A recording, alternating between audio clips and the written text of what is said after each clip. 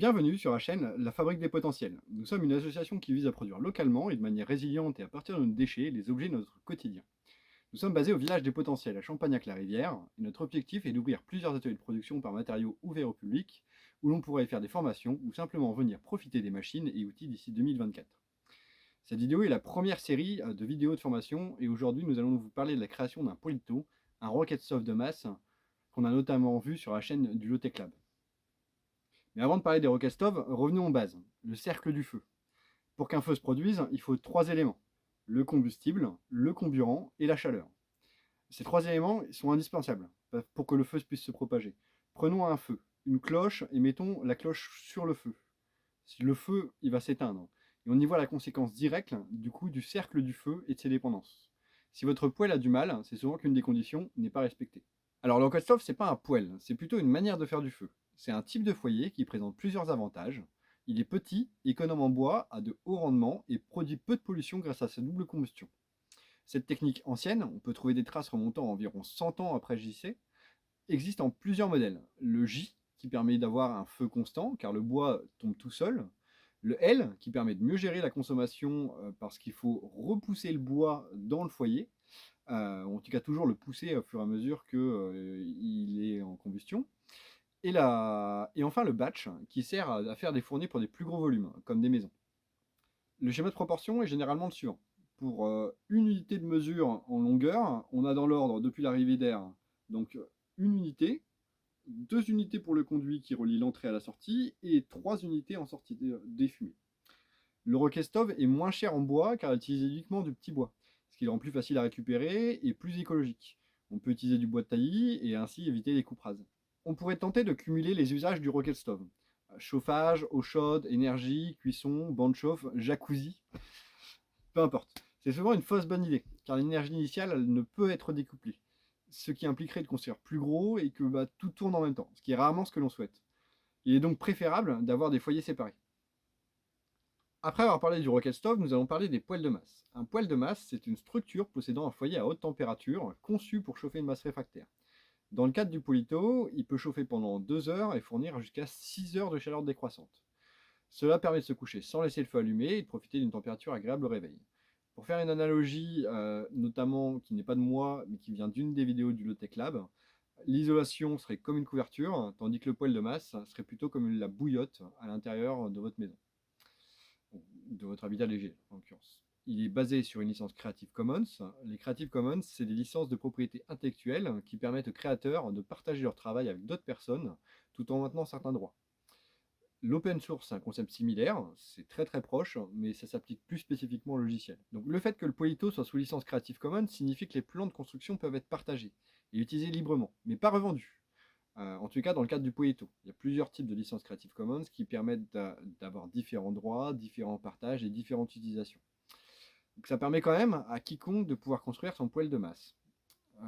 Cela permet également de réduire les coûts de construction en utilisant des matériaux de récupération et en évitant de payer des droits de propriété intellectuelle. C'est Vital Bies, un maçon poêlier professionnel, qui a conçu les plans du Poelito. Il a notamment coécrit un livre sur des poêles à accumulation chez Terre Vivante. Il propose des stages de construction du Poelito à travers l'association Des Demain et un manuel de construction détaillé qui est disponible sur leur site web, qui sera d'ailleurs disponible en description juste en dessous de cette vidéo, et c'est le support de cours que j'utilise. Pour construire le Polito, on utilise un bidon métallique de 60, 120 ou 200 litres. On y introduit des tubes de fumisterie pour l'entrée et la sortie d'air, dont les dimensions dépendent de la taille du bidon. On assemble ensuite un coffrage perdu à l'aide de tubes en carton, que l'on introduit dans l'entrée et dans la sortie d'air. Tout cela avant de couler du ciment réfractaire dans la moitié inférieure du bidon. On construit ensuite une cloche, un tube de remontée des fumées et un tube d'alimentation que l'on assemble et conjointe. On ajoute du sable et le dessus de la cloche, puis on procède aux tests et à l'installation.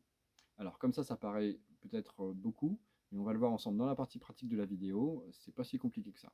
Il est important de noter qu'on ne recommande pas de mettre le tubage de sortie qui remonte à l'extérieur, car le passage des fumées étant long, si le tube est froid, il sera difficile de procéder à l'allumage sans avoir de fumée.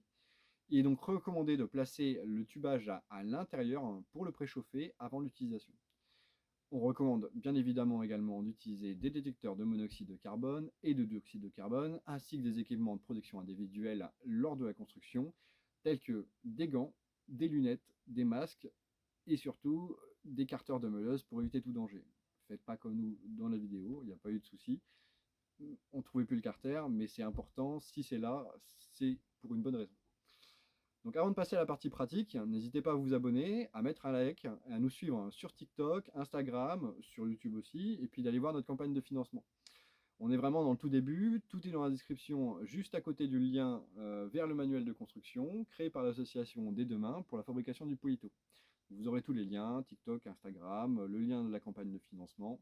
Alors voilà, n'hésitez pas, faites-vous plaisir, allez voir un peu tout. Vous allez voir que sur TikTok notamment et Instagram, il n'y a pas que le Polito, il y a beaucoup d'autres choses. On s'intéresse à tout ce qui est precious plastique, on s'intéresse à tout ce qui va être dans un Fab Lab en général. Et du coup, nous, c'est plutôt la production industrielle de manière locale et résiliente qui nous intéresse. Et du coup, pour ça, on s'attaque à beaucoup de matières différentes. Sans plus tarder, on va passer à la vidéo pratique et à la fabrication. Allez, c'est parti! On ponce le bidon pour éviter les fumées toxiques lors de la première combustion. Si le bidon a contenu une substance inflammable, il est vivement recommandé d'ouvrir le bouchon et de le remplir d'eau, histoire de vider toute substance inflammable avant le premier perçage, ou la découpe du bidon. On procède à la découpe du bidon délicatement.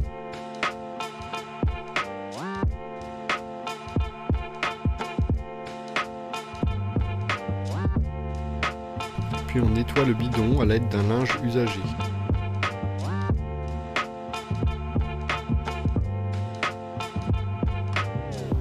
On découpe un tube de fumisterie de 100 mm pour former le cendrier, puis on y fait des petites ailettes à environ 2 cm tous les centimètres pour pouvoir le rabattre contre l'intérieur du bidon.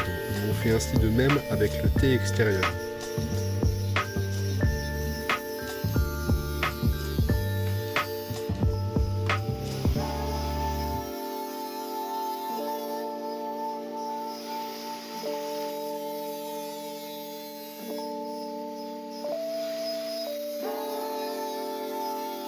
On trace un repère à 6 cm en bas du bidon.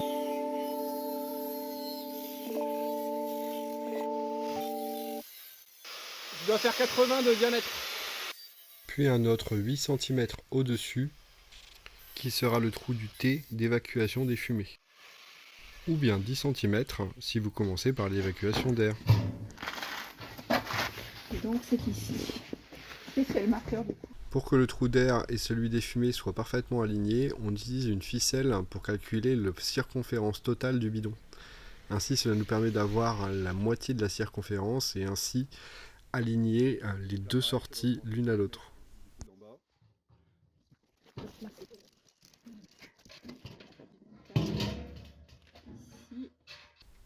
Cela nous permet ainsi de procéder au tracé du deuxième tuyau.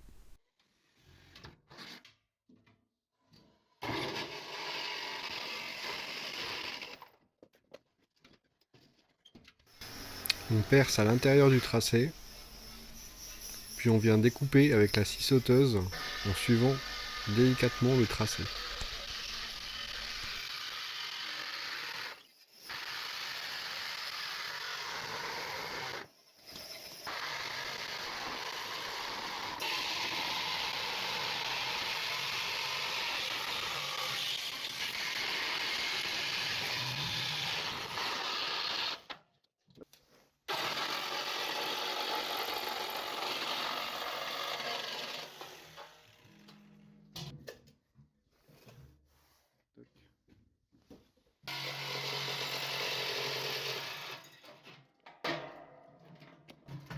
On les relève toutes, histoire de... En fait, après, on va en rifter quelques-unes. Le but, c'est vraiment de marteler contre le bidon, quoi.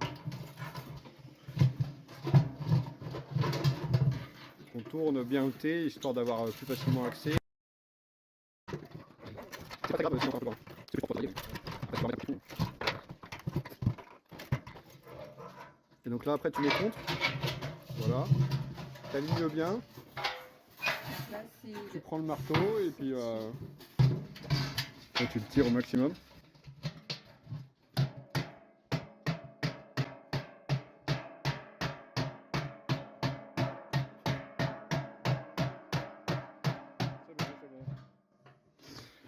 Nickel. Déjà là il tient plutôt pas mal. Et là ce qu'on va faire c'est qu'on va rajouter les rivets. Du coup on va percer avec une mèche de 4, une des petites, lamelles, histoire de pouvoir mettre un rivet pop. Donc on perce de l'intérieur, c'est plus simple pour voir les petites ailettes. Et là on en a deux petits rivets.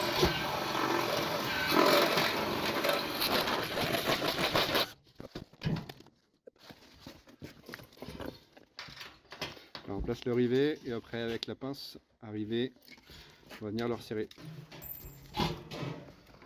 De toute façon il tient. Ouais, c'est pas mal.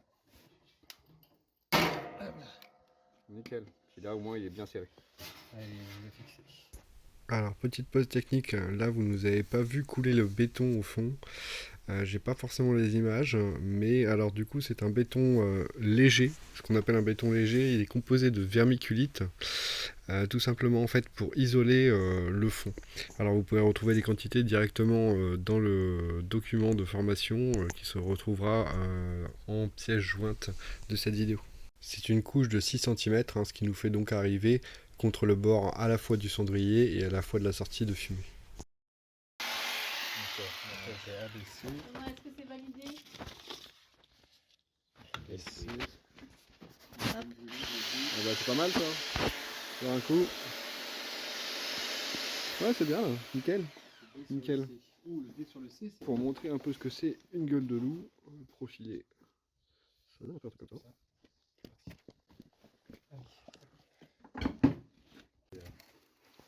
Voilà, ensuite, C'est pas mal. qu'est-ce qu'on met ensemble? Donc là, on a mis E, les deux E avec F. Et maintenant, il reste G. Alors, position de G. C'est là que tu vois, on a des... Ouais, c'est le G. Et c'est là qu'on a quelques repères. Tu vois, par exemple, du point central ici jusqu'au bord du G, on a une distance S qui est égale à... Alors, c'est quoi? C'est 135? Parce que là, Oui. je vois, il y a Pito 200, Pito 120, C'est 60. Pito 60. Donc, on est, nous, sur du 80. Donc, 8 cm. 8 cm de ce point-là jusqu'au bord du G. Il faut qu'il y ait des 8 de là à là. Non. Si. Bah non, Bon, d'accord. c'est 8 et on a 11. Bon, non, on a 10 et demi. Tu fais un Voilà. petit trait pour... Mais pousse-le bien contre. En vrai c'est pas très grave parce qu'on peut le rentrer dans le tube en carton. Moi je serais vous, je le laisserai. laisserais Ouais.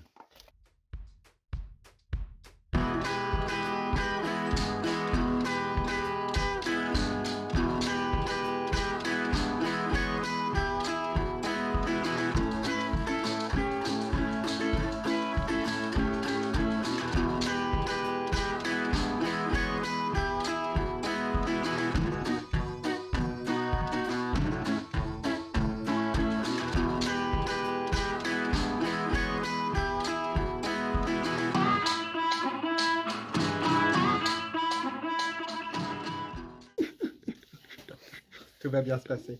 Bon alors là on a mis le premier, on va voir avec le deuxième. Hop. Voilà. Et donc du coup là on va mettre du fil de fer pour tout maintenir et après on va sortir la bétonnière qui est en train d'arriver et on va couler du béton. Ça s'agglomère bien, hein, vache quand même. Hein. Drôle de matière. Pas l'habitude de travailler avec ces trucs là moi. Hein. Je pense qu'il faut les brasser encore un peu. J'ai l'impression que c'est pas assez humide, mais... Ça fait... Non c'est pas assez humide encore. Ouais. J'aurais tendance à... Ouais, j'ai l'impression que le mélange c'est pas forcément bien fait. Donc on va essayer de rajouter un peu d'eau. Et en même temps... Ouais, Non non c'est pas assez humide. c'est pas si humide tu dirais. C'est pas assez humide et pour moi... Ouais, je rajouterais moi du ciment quand même. Ouais je rajoutais du ciment aussi. Ouais, ouais, tu vois c'est trop... il y a trop de chamotte là. C'est trop de chamotte. Ok, bon bah alors vas-y, on remet du ciment.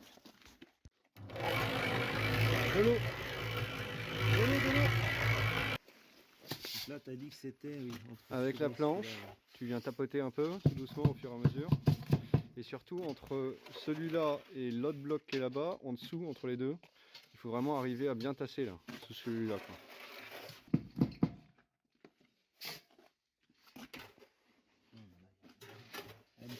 On est quand même bien liquide sur celui-là. Hein. Ouais, donc du coup, ça va bien prendre. On pourrait.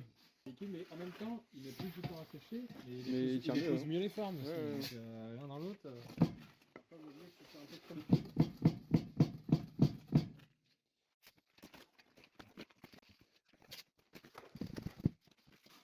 Donc je t'ai dit, oublie pas, viens en dessous, même y aller avec la main, limite, pour bien pousser entre les deux. Ouais. Là-dessous, là. Ouais.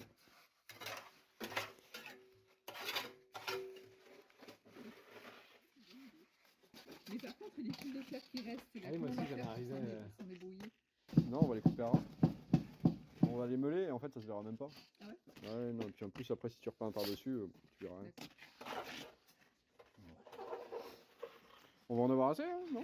Je sais pas, mais en tout cas, On est bien tant parti. que j'en ai, j'y vais.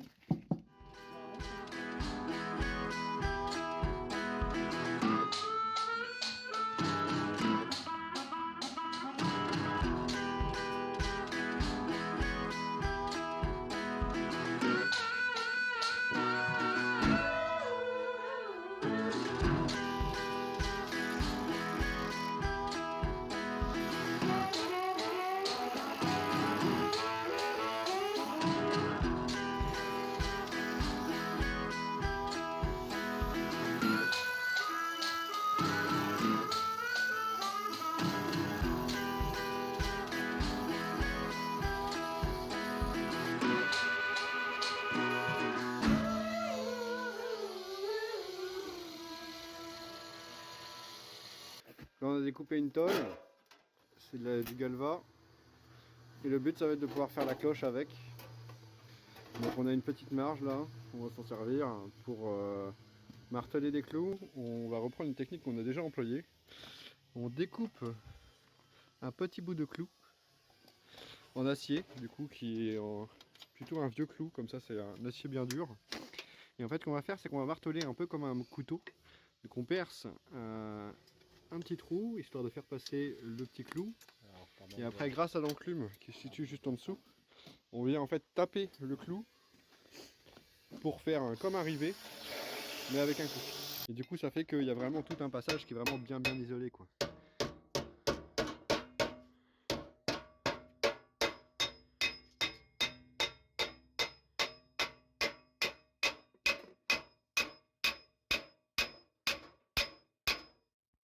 Voilà. Et du coup à la fin on obtient une cloche qui est plutôt bien formée d'un côté et de l'autre. Là on est en train de cramer le carton, on en a déjà retiré une bonne partie de l'avant. On voit qu'on est bon. Et là on est en train de cramer l'arrière, donc on a mis un peu d'essence. On a retiré au maximum ce qu'on pouvait.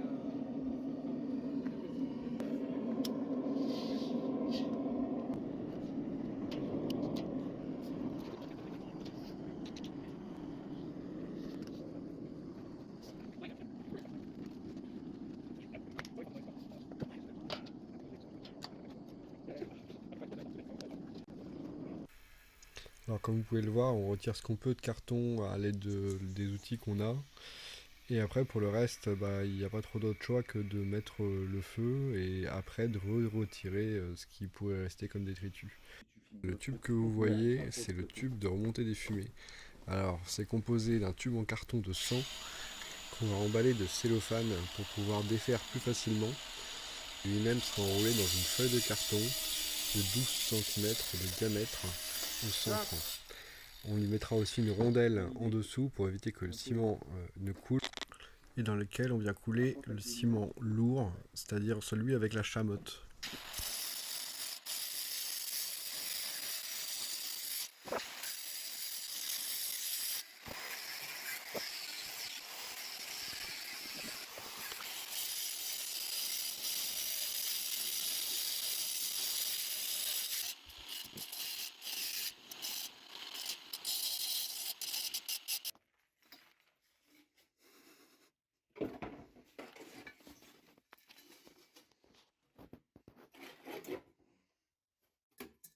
Ça repose mieux là déjà, non?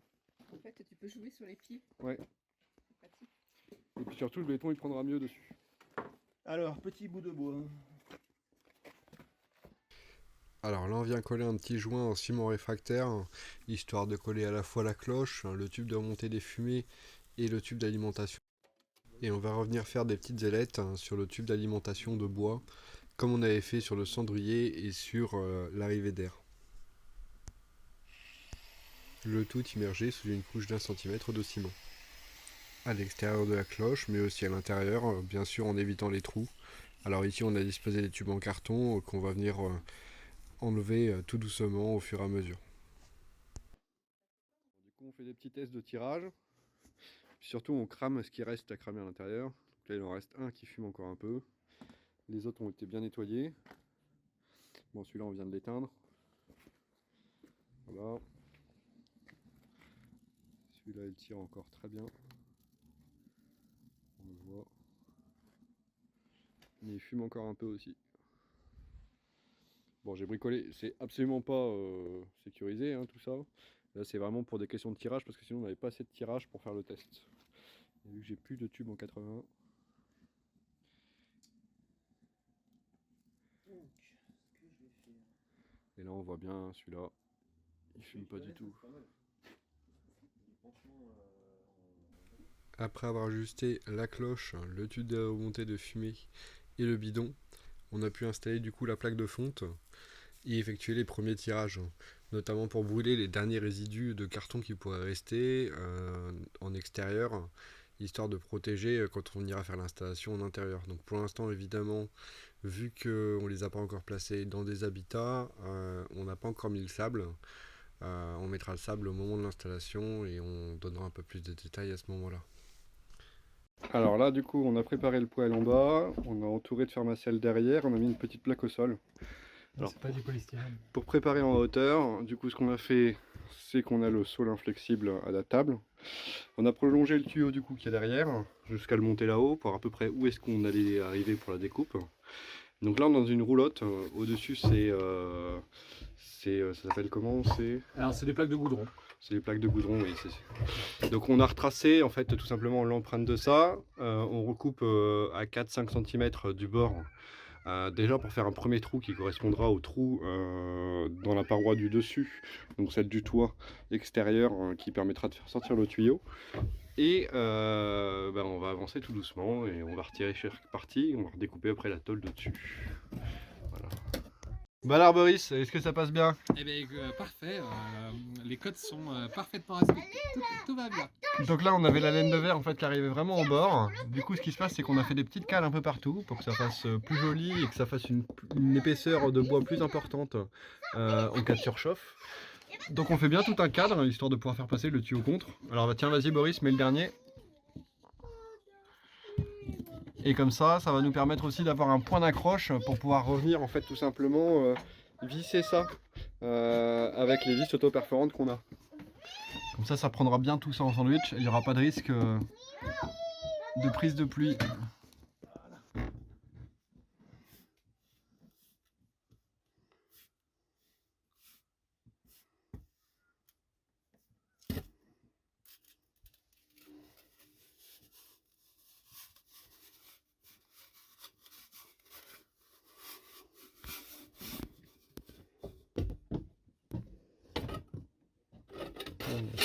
Tac, coucher dedans.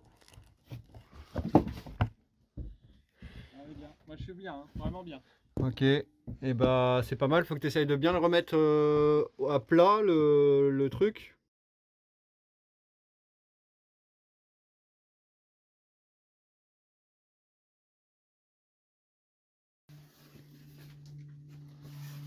Donc, première chose, on va commencer par mettre du petit bois qui est plutôt sec.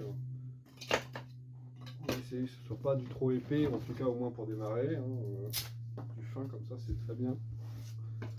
Le bois, si vous voulez, d'ici, le bois, des fois, il peut vraiment fermer la partie qui est derrière où il y a l'aspiration.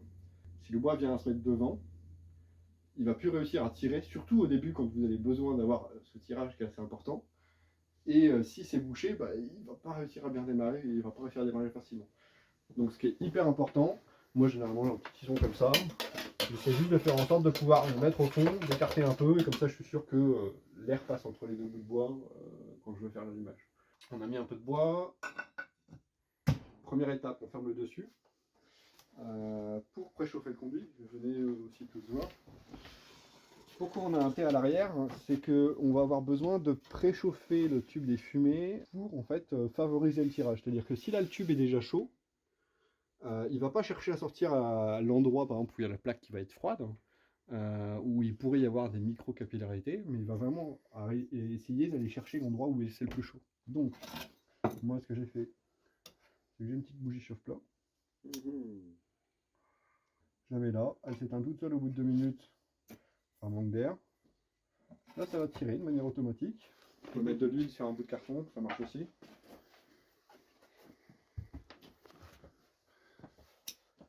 C'est juste que le matin, quand tu as un peu la flemme, des fois tu es bien content. Voilà.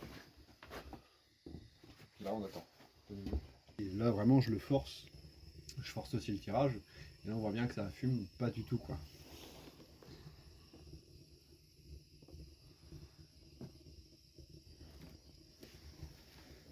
Donc on commence déjà à entendre le bruit du roquestor. Mais alors là par exemple, si j'ouvre le couvercle du dessus, ce qui va se passer c'est que la fumée, au lieu de partir et de vouloir partir vers la sortie des fumées, elle va sortir à l'endroit le plus direct, c'est-à-dire qu'elle va sortir directement au-dessus en fait. C'est-à-dire qu'elle va vraiment pas du tout passer par le poêle. Donc c'est vraiment un truc important à comprendre, c'est-à-dire que quand vous allumez le poêle, il faut fermer au-dessus. Et inversement, quand vous allez vouloir alimenter le poêle, il va falloir fermer le devant.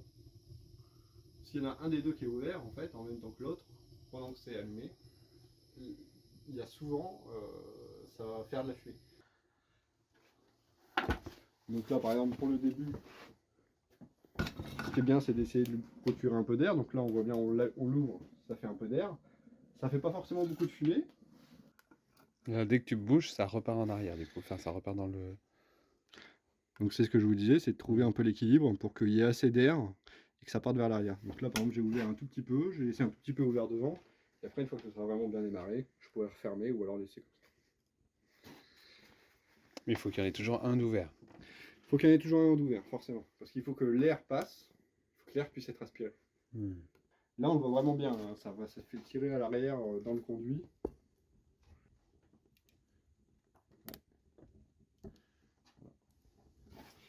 Ok, donc vous voyez, du coup c'est pas forcément trop compliqué à allumer. Et donc il faut qu'il y ait au moins, là vous avez vu je l'ai collé contre derrière, mais j'ai quand même l'espace pour le retirer, quoi. Voilà. Ça faut bien faire en sorte que La ça bougie, soit tu l'enlèves quand ton feu est éteint, pas tout de suite. En fait. Ma bougie elle s'éteint toute seule. Ouais.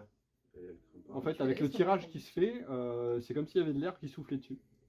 Et on peut pas mettre cette partie à l'arrière sur le côté pour justement faciliter l'installation dans un habitat pas trop grand.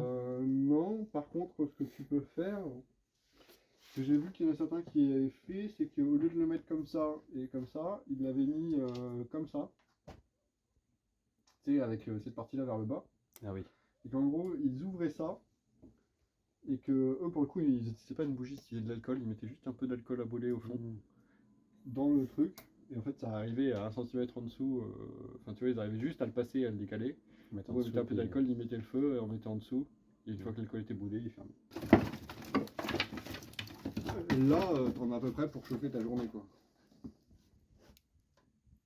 Avec le tas de bois qu'il y a là, quoi. Pas beaucoup.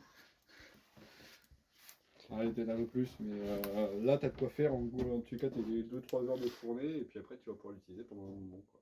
Ça va chauffer principalement sur les deux côtés où en fait ça va redescendre à ce niveau-là. Là, on sent rien du tout. Hein. Là, Et c'est ça froid. va chauffer devant. Là, c'est tout froid. Une fois que ça commence à se mettre, là, tu as tout ça qui va refléter, quoi.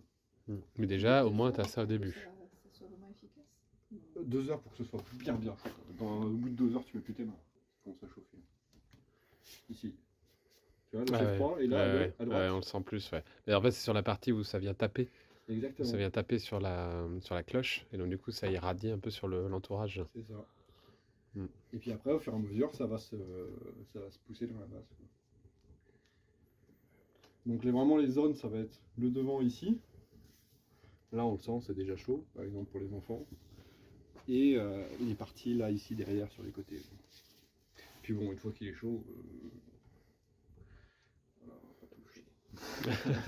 Faut mettre un petit entourage. Je dirais même que c'est bien d'avoir un grand petit peu parce que même ces parties-là ou ces bouchons-là, ils peuvent être bien gonflés. Ouais. Oui. Voilà, c'était la première série de vidéos de formation. C'est tout. On espère que ça vous a plu. On espère revenir rapidement avec du contenu de qualité. N'hésitez pas à nous laisser un commentaire et nous dire si ça vous a plu. Et puis, bah, c'était notre première, mais pas la dernière. Et c'est que le début de la fabrique. Alors, on se dit à très vite. Allez, merci pour tout.